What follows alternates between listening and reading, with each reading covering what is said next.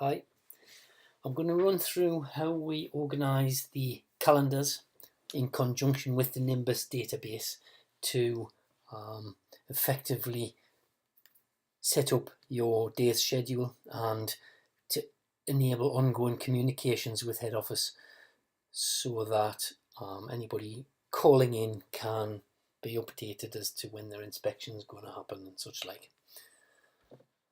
So basically I'm going to start out with the calendar. For any given day you have a calendar view which will list your projects. I've set these ones up in a fake identity on my calendar. I've made it a deliberately busy day so that I can get the best example. So first thing probably to do is to briefly run through the appointments and make sure that there are no specific appointments booked. If there was one that had to be in the morning because there was going to be concrete poured or whatever, obviously that's going to dictate the way that you sort out your inspections. On this given day there are no particular bookings. I think what we should do first is, and you can do this at any point, is to try and group the inspections together. So say that there are a couple of SW6, for instance, there's a couple of E's, there's a couple of N's, there's a couple of IG's. So I'll very basically move stuff around. So we'll put them towards the SW6s as the first inspections. And then we'll have the E projects, and I'll leave a little bit of space, and that'll become apparent why later. E7. They don't have to be in precise order at this point. North London next.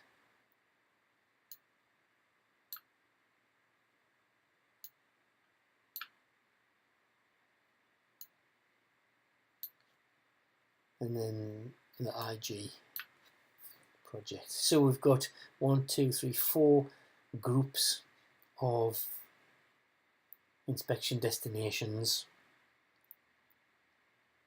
in the calendar. So next, on the day of the inspections, so in the morning, what we need to do is to log into the Nimbus database. The address is www.abc-nimbus.com, and your usual login information.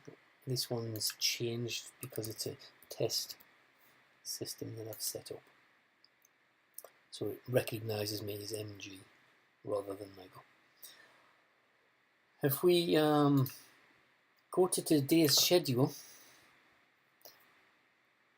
this list of projects reflects the same order that I've just set up in the calendar. What I'm going to do is I'm going to plot those to the map with the button at the bottom of the schedule. Now I've set myself up as though I'm going to change that. I'm going to say that I'm working from Brentwood. So if I take A, the A is always the first location that you're heading from in the calendar. So if I take A and I'll just type in Brentwood. And then I'm going to put at the end, I'm going to add Brentwood again because I'm going to go back to base. Generally in the database, these start points are set as your home addresses. So it would be going from your premises to your projects. Okay, so we'll start out, we've got 108 miles, 4 hours and 40 minutes.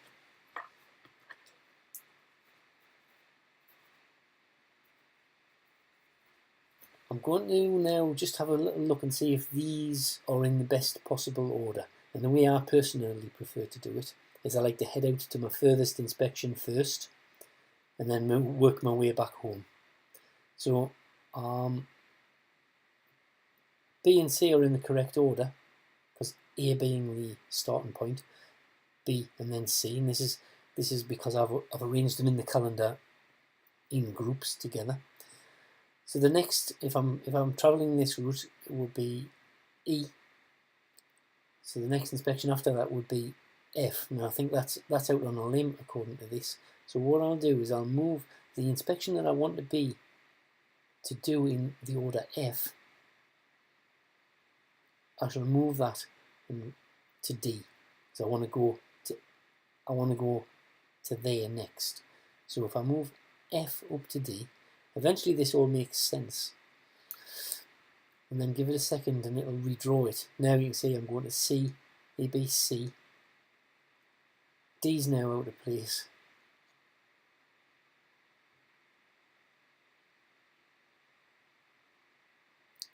So I'm going to move F to D.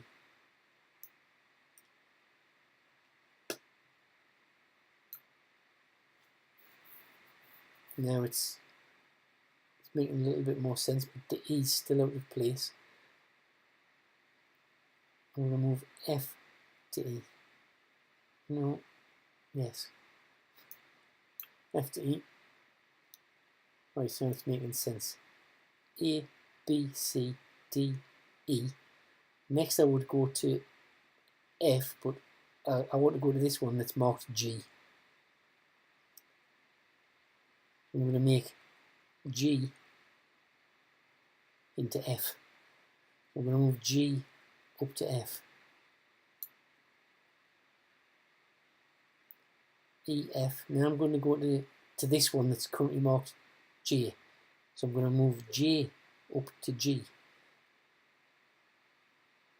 J to G. A, B, C, D, E, F, G.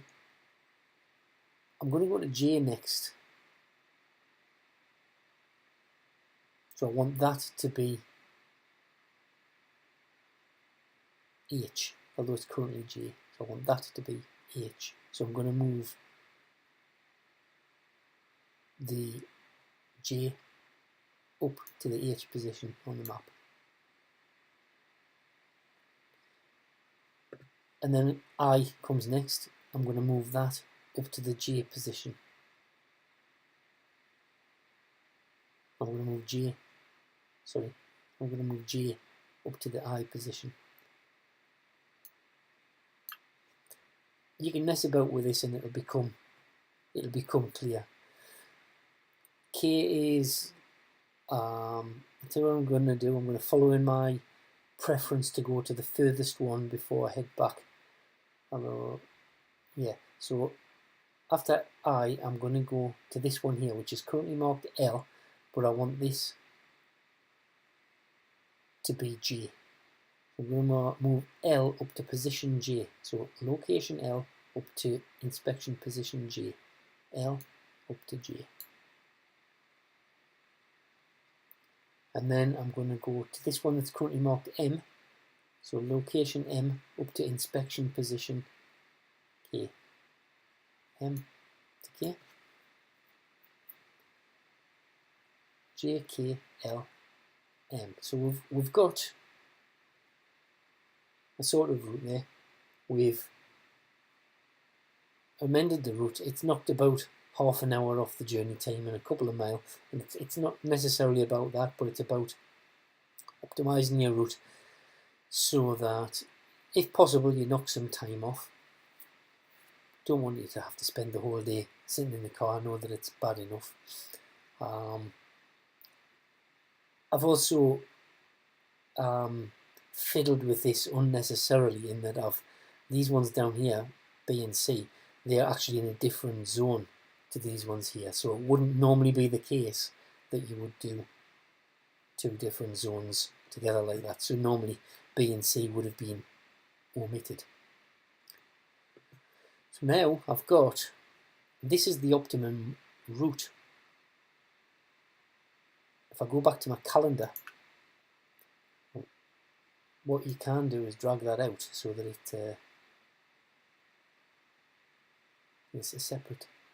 separate list. You drag it like that and go to the route that I've just created.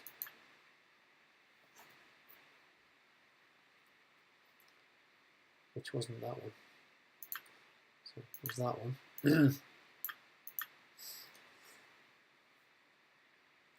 And reorganize this calendar on the Google Calendar to the same as the route that you've just created.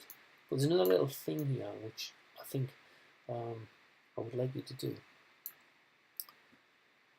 If we say that we're starting here at B and C, you can see that there's a fair old travel to D, potentially an hour's driving. So, if possible, build that in to the calendar, as I've actually done so here. If we look and see, first off, I'll put them in the correct order first before we overcomplicate it. So if I look for D, which is E97JS, that is this one. I'll put that one next. And then we've got E, which is E5, and the E7. So I've got that little bunch of E's there. I've got a 1 hour slot. If I assume that I'm going to arrive at my first project at 9:30, possibly get that one out of the way by 10:30, I've built in an hour's travelling time. We then have those 3 inspections together in the E7 area, and then there's the N16 project. So that's B, B, C, D, E. So that's F, which is N16, and then N6 with N11 at the end. So I'm going to move them like that. I don't think there's such a great travelling time there. So what I'll do is I'll not build in any additional travel time there for the moment. I'll just book them as such. Now you might want to say, however, that you're going to have a half-hour break. You can have your lunch, your whatever. We then have a look at the map and think, well, there is probably another hour's travel there before I get to the projects that are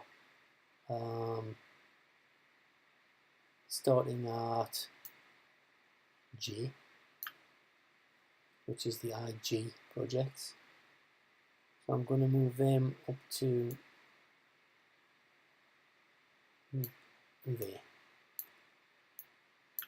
So I've got an hour's travel in the morning, a half-hour break, and an hour's travel in the afternoon. Now, that obviously is a significantly long day, but it builds in that little bit of slack. Now, what will happen now is that stays as it is, and in the schedule, if you just refresh that by going back to the dashboard and back to the schedule, that is then reflected in the schedule on the database. Now if you visit those in order, and when you get to when you've completed each inspection, this is important that you, on either your iPad or your phone, it can be accessed from your Android phone as well. Just even if you don't do the records, if you're not comfortable with that, that's fine.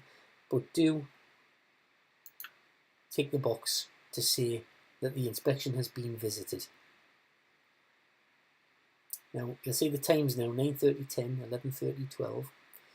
If you find that they're way out, so you've got to your first job and you're away by 8 o'clock or 8:30, 9 o'clock, whatever, or alternatively you're drastically held up and the whole day is thrown out of kilter, let the office know and they'll move things around a little bit. I'll just refresh that because it will then show that that's been visited. If you let the office know as soon as you can that things have gone pear-shaped or whatever, we'll make a note of that and we'll move things appropriately. Now, if then somebody rings up from this one, let's say 123 Capel Road, and asks what time the surveyor is going to be there, what we can say is, it shows 12:30 there, we'll say to them, we expect that the surveyor will arrive somewhere between 12 and 1 o'clock, but we can't promise. Now we can stretch that out and we can say 11:30 till 1:30. We can give them that 2-hour slot. But as long as you're keeping us up to date, it should be relatively accurate. This hopefully will stop the phone calls to the surveyors and the office, which happen all day, every day. What time is he going to be here?